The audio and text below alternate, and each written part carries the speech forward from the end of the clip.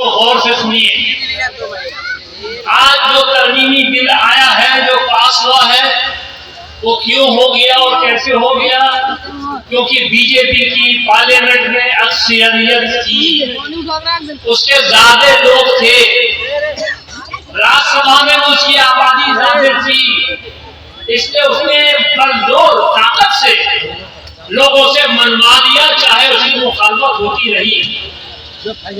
ऐसे ही ये मुल्क जो रूल करता है, हुकूमत करती है, वो संविधान से होता है, और संविधान का पास होना या रिजेक्ट होना, कानून का बनना या रिजेक्ट होना, वो मुनहसिर करता है आपकी तादाद पर, कि आप कितने हैं पार्लियामेंट में, आप कितने हैं असेंबली में, पंचायत में कितने हैं, वार्ड पार्षद कितने हैं। ये नहीं देखा जाता है, वहां देखा जाता है जहां कानून बनता आप हैं कि नहीं है।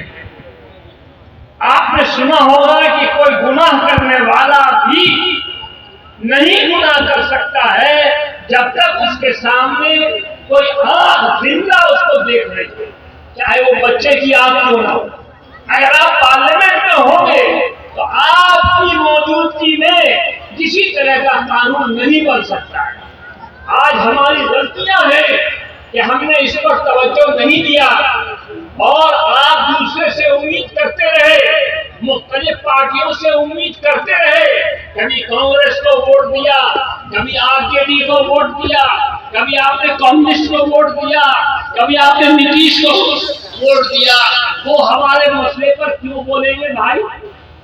गैर मुस्लिम जो जीत के जाएगा वो आपके मसले की क्यों फिक्र करेगा? कब्रिस्तान में कोई मसला आ जाए, मस्जिद की कमेटी में कोई मसला आ जाए, इमाम वाले की कमेटी में कोई मसला आ जाए, तो आप किसको पकड़ेंगे, किसको कहेंगे, किससे पैरवी करवाएंगे? आपके पास एमएलए होगा, एमपी होगा, जो इन सब चीजों सबके खिलाफ है, जो संविधान के खिलाफ है, और संविधान के खिलाफ होने की वजह से हम इसे एक को नहीं मानते, वही एक को मानेंगे जो संविधान के मुताबिक हो, यहाँ के जंगली तहजीब के मुताबिक हो, मोहब्बत और प्यार के मुताबिक हो। आइए हम सब अलग करें, इंशाअल्लाह आज के बाद हर तरह की तहरीकों में आज के दिन के साथ शामिल रहेंगे और हर तरह की कुर्बानियां पेश करेंगे। जब से वक्फ अमेंडमेंट बिल और एक्ट आया, सबसे ज्यादा एमआईएम आपके बीच एक्टिव रही, और बिहार में आपने देखा कि पूरे बिहार में सबसे पहला जो इजलास, सबसे पहला प्रोटेस्ट हुआ तो किशनगंज में हुआ। आपने देखा, हम लोग चाहते हैं हर मिली तंजीम, हर पार्टी इसमें भाग ले, क्योंकि सिर्फ ये एमआईएम की लड़ाई नहीं है, ये हमारी लड़ाई, सबकी लड़ाई है। क्योंकि ये जमीन जो वक्फ का इमामबाड़ा हो, कब्रिस्तान हो, ईदगाह हो, मस्जिद हो, खानकाह, ये सबकी है। इसलिए सभी पॉलिटिकल पार्टी को आने का हम लोग दावत दिए, और आपने देखा किशनगंज में इसकी बेहतरीन शुरुआत हुई। रमजान के दिनों में भी आपने देखा जब all India Muslim personal law board और इमारे शरिया पटना में गर्दनी बाग में धरना दिया, तो सब अख्तर उल ईमान साहब ने कहा कि बिहार के जितने भी एमआईएम के यूनिट हैं सभी जिम्मेदार आप आए, और पटना में कामयाब जलसा हुआ। सुप्रीम कोर्ट में भी आपने देखा कि बैरिस्टर असदुद्दीन ओवैसी साहब पिटिशनर हैं, और दूसरे और 73 पिटिशनर में भी बैरिस्टर असदुद्दीन ओवैसी साहब की तरफ से निजाम पाशा एडवोकेट और दूसरे हमारे एडवोकेट उसमें केस को लड़ रहे हैं। 5 तारीख को सुनवाई है ये लड़ाई, क्योंकि आप वक्फ का 2-3-5 चीज ऐसा है कि जो एकदम जो नरेंद्र मोदी ऊपर से दिखाना चाहते हैं कि आप हमदर्द हैं, ये हमदर्दी की बात नहीं है। एकदम आप जबरदस्ती पहला आप बोल रहे हैं कि वक्फ बोर्ड को दिमाग में, दूसरे के दिमाग में वक्फ बोर्ड को, रेलवे और डिफेंस के बाद सबसे ज्यादा आप बोलते हैं कि वक्फ की जायदाद, ऐसे बात नहीं है। कर्नाटका, आंध्र प्रदेश, तेलंगाना, उड़ीसा, ये जो राज्य है, तमिलनाडु, 5 स्टेट में 12.5 लाख एकड़ से ज्यादा हिंदू एनवायरमेंट बोर्ड को जमीन है, और वक्फ बोर्ड को 10 लाख के अंदर है। उसमें 18% कब्रिस्तान है, उसमें 12% इमामबाड़ा है, उसमें 15% मस्जिद है। वक्फ की जो जमीन है, जरूर वक्फ की जमीन में कुछ वक्फ की जमीन में कहीं पर कमियां रही, इंक्रोचमेंट रहा, लेकिन 2025 जो सरकार हमदर्द थोपी है उसके खिलाफ हम लोग यहां जमा हुए हैं। बहुत सारे भाई मेरे ये वक्फ बिल है क्या चीज नहीं जानते हैं। बहुत सारे को इनका जबर भेद भी पता नहीं है। इसीलिए हमारे उलमाए किराम जगह जगह ये प्रोग्राम कर करके लोगों को बता रहे हैं, लोगों को जानकारी दे रहे हैं कि ये फिर जो आया है, ये सरकार जो हम पर थोपी है,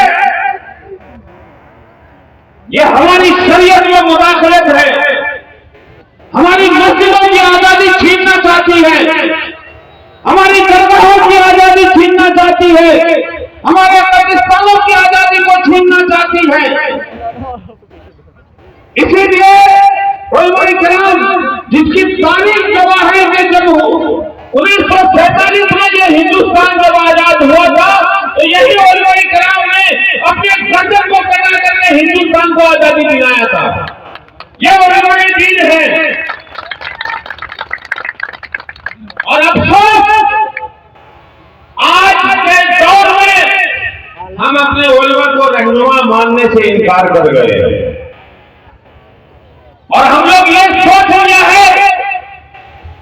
अब आपके बीच जनाब आदिल हसन यूथ प्रेसिडेंट, नींद और चैन सब खत्म हो जाएगी। हमारा ये पहला यही कार्य होगा कि हम हर वो काम करें जिससे सरकार इस बिल को वापस ले। मेरे भाइयों, तारीखी चीज हमारे पास क्या बची है? ज्योति सब इन्होंने ले लिया। अब ये वक्त का मामला है कि हमारे मदारिस हैं, खानकाह है, कब्रिस्तान है, जो भी है हमारे, ये हमारे बाप दादा और अजदाद ने हमारे लिए देखे गए और ये सरकार कहती है कि हम अपना इस पर कंट्रोल करेंगे। ये हमसे कभी बर्दाश्त नहीं होगा। और तकरीर करने के लिए, बात करने के लिए हमारे बड़े बड़े लीडर लोग आए हैं। आप उनकी तकरीर को सुनेंगे। हम तो रात दिन 24 घंटा आपके साथ रहते हैं, आपके छोटे भाई हैं, आपके साथ रहते हैं।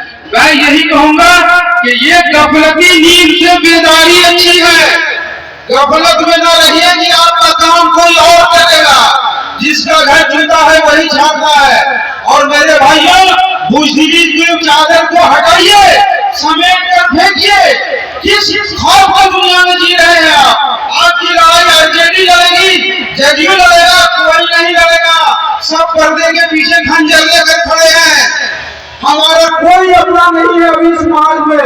हमें अपनी जंग खुद ही लड़नी।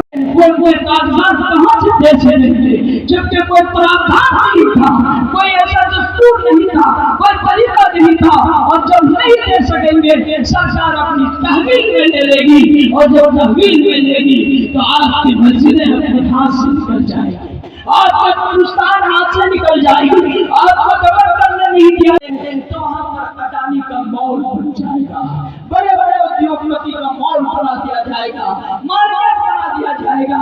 क्या हम इसके लिए तैयार हैं? तो हम मस्जिदों से समझौता कर ले, हम मदरसे से समझौता कर ले। अल्लाह जज़ा खैर दे।